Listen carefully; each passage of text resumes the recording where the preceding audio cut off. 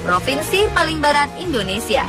Provinsi ini terkenal dengan sejarah Islam tertua dan mempunyai hukum Islam sebagai penegaknya. Di samping itu, ternyata Aceh juga banyak menyimpan segudang misteri yang masih ada hingga kini.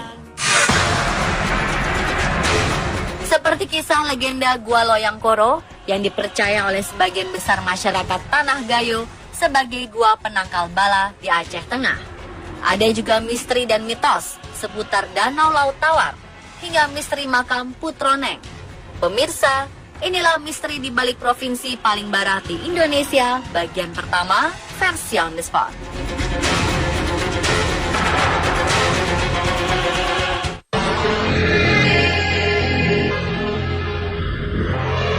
Terletak di Takengon, Aceh Tengah, Gua Loyang Koro memiliki sejarah panjang melalui masa kerajaan Raja Linge. Kekuasaan raja di abad ke-12 mencakup beberapa kota di Aceh, termasuk ke seluruh wilayah Takengon, Aceh Tengah. Pada saat itu, wilayah Takengon seringkali menjadi sasaran serangan dari kerajaan lain. Diceritakan, dahulu masyarakat Gayo sering membawa ternaknya dari pesisir menuju desa Isak. Kala itu, banyak terjadi pencurian dan kejahatan sihir atau ilmu hitam, sehingga menyebabkan ternak-ternak tersebut hilang atau mati tanpa sebab. Diyakini, hal ini merupakan ulah kerajaan lain yang ingin menguasai Aceh Tengah. Setelah banyaknya korban bertebaran, Raja Linge memutuskan membuat satu jalan alternatif melalui Gua Loyang Koro untuk menghindari bahaya kejahatan sihir dan ilmu hitam tersebut. Dengan melewati Gua Loyang Koro, hewan-hewan ternak akan terhindar dari kejahatan sihir dan aman sampai tujuan. Ini karena dinding gua yang begitu tebal tak dapat ditembus oleh kekuatan jahat. Salah satunya itu, ya, karena kalau kerbau dibawa lewat hutan, itu banyak kali serangan hewan-hewan buas. Kemudian juga ada konon ceritanya magic daripada kerajaan yang berkuasa di sebelah sini dengan di sebelah gunung sana. Sehingga kalau lewat gunung itu namanya Borlintang, ini kalau kerbau di sana akan mati. Juga demikian dari sini, kalau bawa dari sini melewat Borlintang itu kerbaunya akan mati. Jika sebelumnya masyarakat Gayo harus menempuh ratusan kilometer untuk menuju desa Isak, berkat jalan alternatif ini, jarak yang harus ditempuh hanyalah 35 km saja.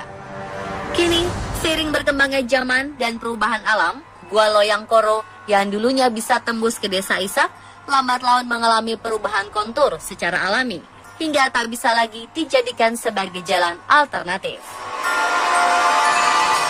Sementara belum ada, tapi saya udah pernah coba sampai 1 km ada. Tapi kalau lihat situasi guanya setelah 1 km itu masih memungkinkan untuk dilewati. Nah, hanya ada beberapa sisi yang harus kita merayap.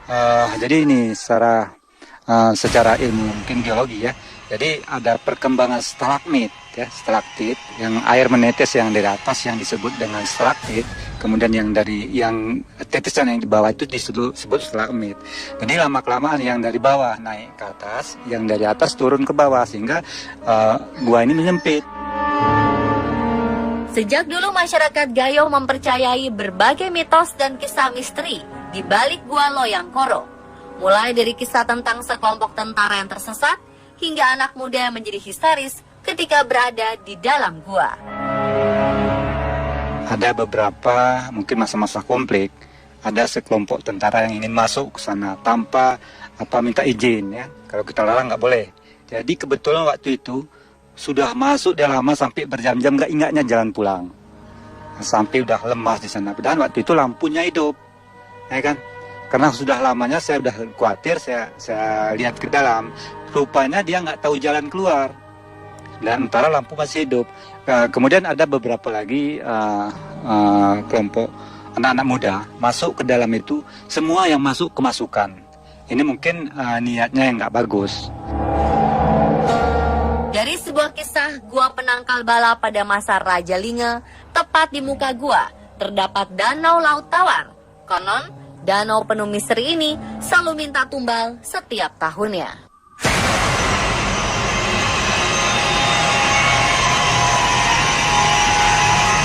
Danau Laut Tawar yang begitu mempesona ini ternyata memiliki kisah yang tak pernah terungkap.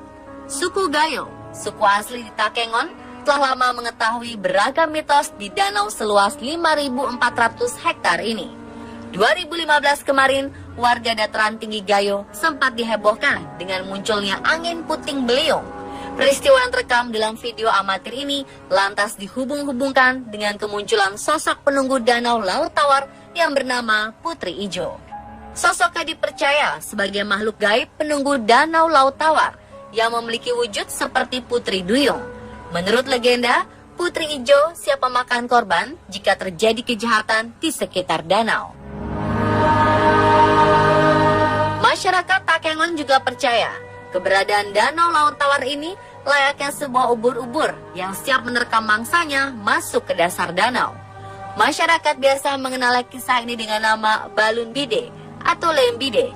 Sosok lembide akan menggulung korbannya, kemudian mengisap darah korban melalui bagian di antara dua jari kaki.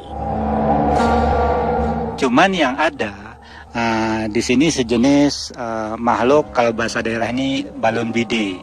Jadi balon bide ini biasanya wilayahnya itu sekitaran kota yang air dangkal ini. Jadi kalau bahasa daerahnya balon bide, kemudian ada yang menyebut dengan gulung tikar. Tetapi ini kalau kita kaitkan dengan ilmu biologi, itu memang benar. Itu ubur-ubur. Jadi ubur-ubur ini habis memangsa orang, setelah mengisap darahnya, kemudian dia lepas lagi.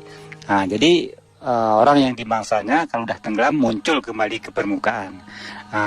Kemudian biasanya orang ini udah meninggal. Jadi ini mungkin yang ada di danau itu. Sedangkan 2005 silam, masyarakat di sekitar Takengon juga sempat dihebohkan dengan berita kemunculan seekor naga besar dari danau Laut Tawar. Itu mungkin sekitar tahun 2005 pernah memang heboh di media adanya muncul naga. Sebenarnya ini naga benaran atau direkayasa kita nggak tahu ya. Yang jelas itu mungkin direkayasa kemunculannya itu, karena sepengetahuan saya nggak pernah ada naga di sini. Selain kasus kemunculan seekor naga, 3 tahun lalu salah satu warga benar meriah Takengon hanyut dan tenggelam ke dasar danau. Pihak kepolisian melakukan proses pencarian dan berhasil membawa jasad korban kembali pulang untuk dikebumikan. Mungkin sekitar 3 tahun ke belakang ini sudah nggak ada lagi. Kalau nggak sebelumnya tiap tahun ada. Jadi di sekitar jembatan yang menuju kemari, itu sekitar 3 tahun terakhir itu ada yang tenggelam di tempat dangkal itu. Kebetulan kalau secara kasat mata bisa kita lihat di situ dangkal kan, tetapi orang ini bisa tenggelam. Jadi waktu dicari kebetulan sudah meninggal, baru dia muncul. Ada yang percaya dengan mitos ini, ada pula yang tidak. Akan tetapi korban jiwa di danau Laut Tawar nyaris selalu terjadi tiap tahunnya. Selain kerap meminta tumbal, danau kebanggaan masyarakat Aceh ini juga menyimpan bom aktif seberat 1,5 ton. Di sini juga terdapat bom nanas, senjata yang sudah berkarat, peluru, serta bom kecil lainnya yang sudah melekat di bebatuan.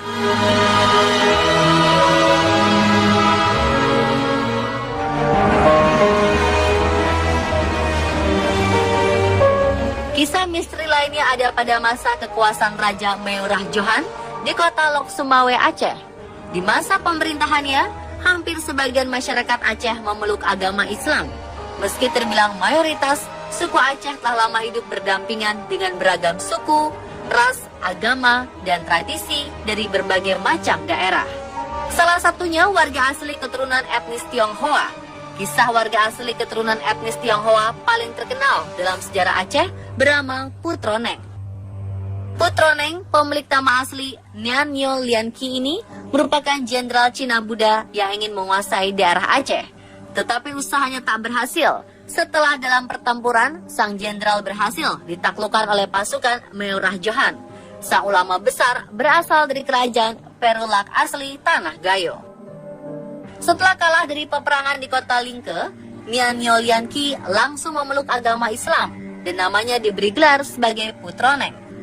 Putroneng hidup sekitar 1180 Masehi dan kisahnya paling dikenal adalah cerita Putroneng yang kabarnya memiliki 100 suami dari kalangan bangsawan Aceh.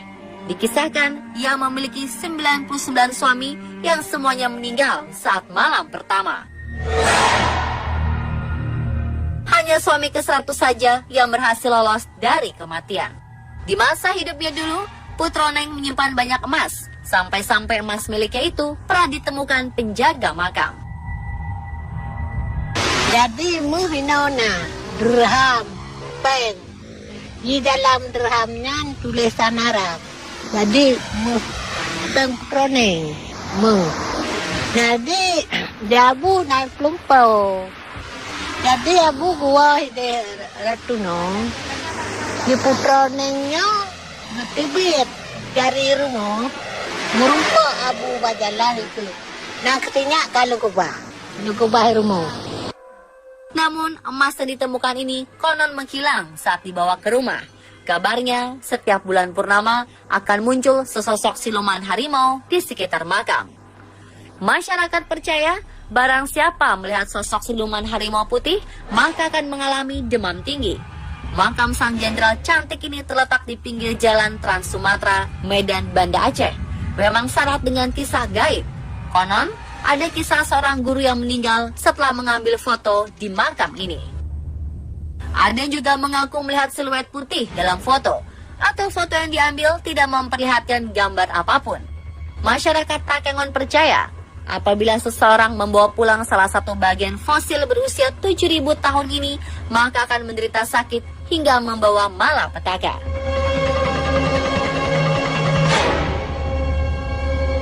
Sosok komandan Jepang bernama Watanabe yang bunuh diri di Gua Jepang kerap menampakkan diri. Saksikan kelanjutan sisi misteri di provinsi paling barat Indonesia part 2 esok di jam yang sama hanya di On The Spot.